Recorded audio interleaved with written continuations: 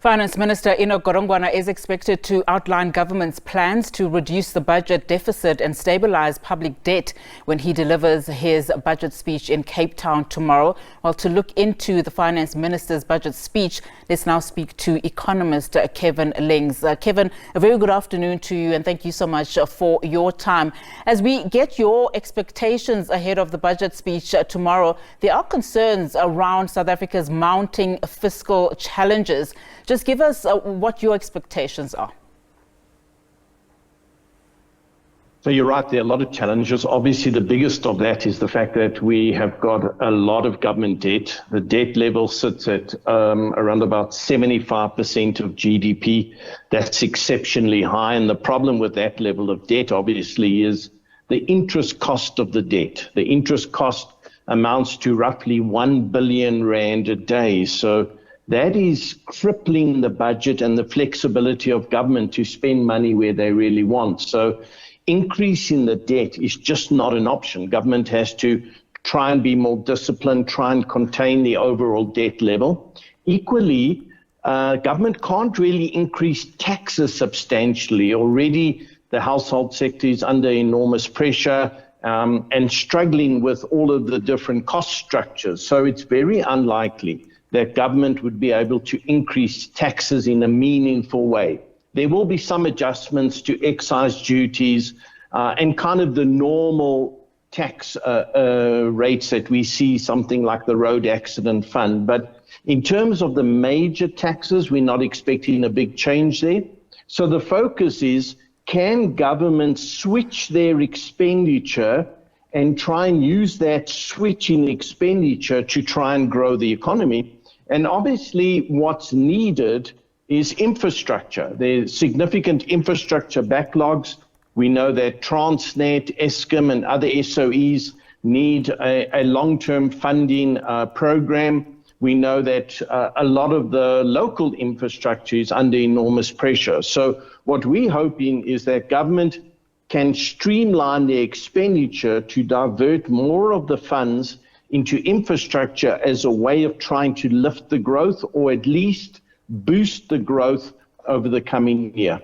Now, one of the expectations is that the minister prioritizes job creation initiatives on the back of course, high unemployment rates in this country, despite, of course, that slight dip in Q4 of 2024 that we've just seen. Can he sufficiently do that, prioritize job creation initiatives to address, for one, unemployment? So obviously it's a massive task and it is a priority, and government does make employment a priority, but we've got to be clear about how that priority plays out, right? So government is not in a position to employ people themselves. There's just too much cost base within government, local government, and so that's not really an option. So the focus is, what can government do to encourage employment within the private sector and within broad-based industry? Now, obviously, you could tinker with some of the regulation to try and assist, but I'm not sure that's going to make a massive difference at this stage. For us, it's about trying to eliminate the major backlogs that industry is facing. And when you look at those obstacles, a lot of them relate to things like the railway system, the port system, the water system. All of those are hindering South Africa's ability to progress. And if you can relieve those constraints, even just a little bit, or put South Africa on a better path, then you would expect that private sector would invest, and from that there would be job creation. So I'm not sure that the government can directly boost employment, but it can definitely do a lot to create an environment in which employment can prosper more than it's done so far.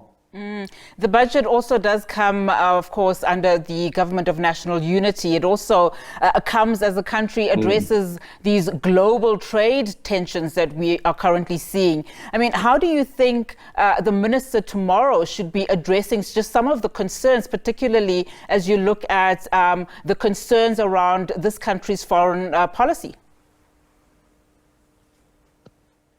So I've got no doubt it will come up as a discussion point. Obviously, the detail that has emerged around President Trump's attack on South Africa is very unfortunate.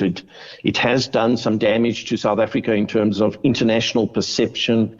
It has undermined some of the positive sentiment that has emerged in South Africa. So I think it's very unhelpful for South Africa at this stage. The minister, I think, needs to not focus so much on the specifics of the conflict or the trade dispute or any of those issues, but more focus on what can South Africa do to ensure that we maintain good trade relationships with everybody. It's not about trying to just focus on the US or focus on a particular country. South Africa has a long history, actually, of trading with a multitude of countries and treating every country equally. And I think we've got to focus on those principles and make sure that that is discussed, and the minister highlights that we're not in the business of trying to enter in a trade war or trying to pick conflict with any particular country. South Africa can't afford to be excluded from any jurisdiction, whatever that jurisdiction is, in terms of our international trade. So I think that in terms of the budget, what I'm hoping is the minister just lays out the principles on which we do international trade, which is that we don't discriminate. We have certain rules that we abide by. Those rules are applied uniformly across all countries. We stick to the World Trade Organization agreements. We don't chop and change. We're very consistent in our approach, and we open for business. And obviously, we can't dictate to people how they do business with South Africa. But I think the message has to be that South Africa is willing and able to interact with any country around the world on a sensible basis. Absolutely. Kevin, thank you so much for your time.